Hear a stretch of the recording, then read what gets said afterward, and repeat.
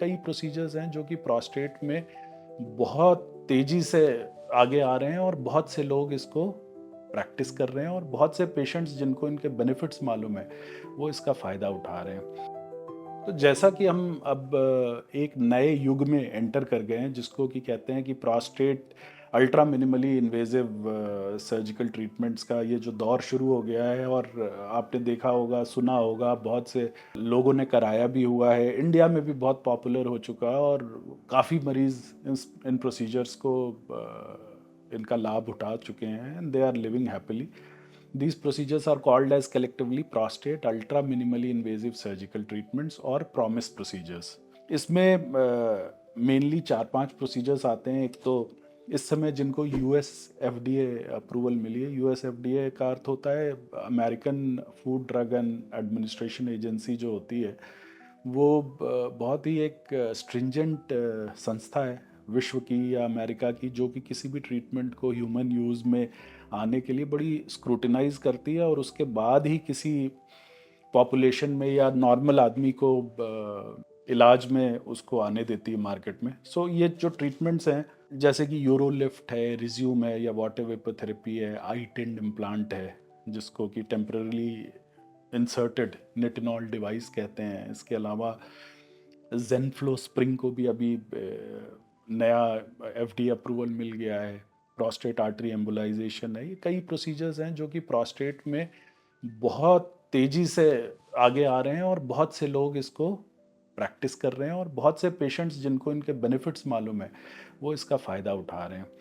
सबसे important benefit in procedures का यही है कि ये सेक्सुअल एक्टिविटी को प्रिजर्व रखते हैं। आदमी का जो जेनाइटो यूरिनरी अपरेटस है या जो सीमेन का डिस्चार्ज होने का रास्ता है, उसमें गड़बड़ी नहीं होने देते जैसा कि टीयूआरपी या लेज़र वाले प्रोसीजर्स में होता है। यही इनका बहुत बड़ा एडवांटेज है। अब बात आती है जब कि इन प्रोसीजर्स में से सबसे बढ़िया प्रोसीजर कौन है और किस पेशेंट में हम कौन सा प्रोसीजर कैसे चूज़ करते हैं। So whenever I have to choose a procedure for my patient, it is primarily based on 4 characteristics. The first characteristic is how is the anatomy of the prostate, which we determine by flexible cystoscopy. Flexible cystoscopy एक ऐसा procedure है जिसमें कि एक पतली सी दूरबीन पेशाब के नली में डाली जाती है जिसके कि सर पे कैमरा लगा होता है और उससे हम 3D अंदरूनी जो बनावट प्रोस्टेट की है उसको एक दफ़े सर्वे करके आ जाते हैं। पूरा एक छोटा सा जैसे ड्रोन होता है वैसे ही एक मिनी कैमरा लगा होता है और पेशाब की नली से जाता है। वो पूरी पेशाब की थैली, पेशाब की जो प्रोस्टेट की ओपनिंग है, प्रोस्टेट के लोब्स की एनाटमी है, लैटरल लोब कैसा है, मीडियन लोब कैसा है, इन सब चीज़ों को अच्छे से स्टडी करके आ जाता है। तो एक तो फैक्टर होता है प्रोस्टेट की एनाटमी कैसी है। दूसरा फैक्टर होता है कि पेशेंट का ओवरऑल स्टेटस कैसा है, पेशेंट की फ्रेलिटी कैसी है, पेशेंट का कोई पहले नॉर्मली ये प्रोस्टेट यूजुअली 50-60 ईयर्स प्लस वाले एज ग्रुप में होता है और आमतौर पर ऐसे लोगों में डायबिटीज़ है, हाइपरटेंशन है या कई तरह के हार्ट के इश्यूज हो सकते हैं। So there are so many ailments apart from prostate which play a role in deciding which is the best treatment for them. The third thing, of course, is the sexual status of the patient, and the fourth thing is how is the tolerability of the patient, how is the anatomy of the bladder neck. जो bladder neck है ये prostate से थोड़ा सा अलग होता है और प्रोस्टेट के इलाज के लिए प्रोस्टेट की वजह से भी ब्लैडर नेक की एंगुलेशन फ़र्क हो जाती है।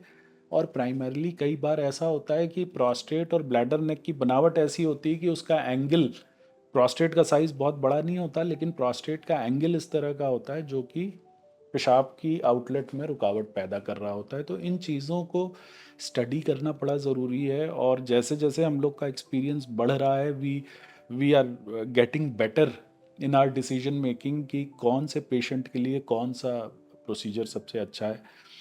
तो ये कॉम्बिनेशन कई दफ़े हम लोग एक सिंगल प्रोसीजर करते हैं, कई दफ़े किन्हीं पेशेंट्स में कॉम्बिनेशन ऑफ प्रोसीजर भी करने की ज़रूरत पड़ती है जिसको कि कोरम या सीरम कहते हैं प्रोसीजर, जिसमें कि कंबाइंड ट्रीटमेंट भी किया जा सकता है 2 प्रोसीजर्स को मिला के या फिर सीक्वेंशियल ट्रीटमेंट भी किया जा सकता है। तो प्रोसीजर जो चूज़ करना है किस पेशेंट के लिए कौन सा सबसे बढ़िया प्रोसीजर है, यही सबसे इम्पॉर्टेंट टास्क है rather than actually doing the procedure. और सारा का सारा आउटकम इसी पर डिपेंड करता है कि हमने पेशेंट का सिलेक्शन सही किया है कि नहीं, कि कौन सा प्रोसीजर उसके लिए सबसे बढ़िया है।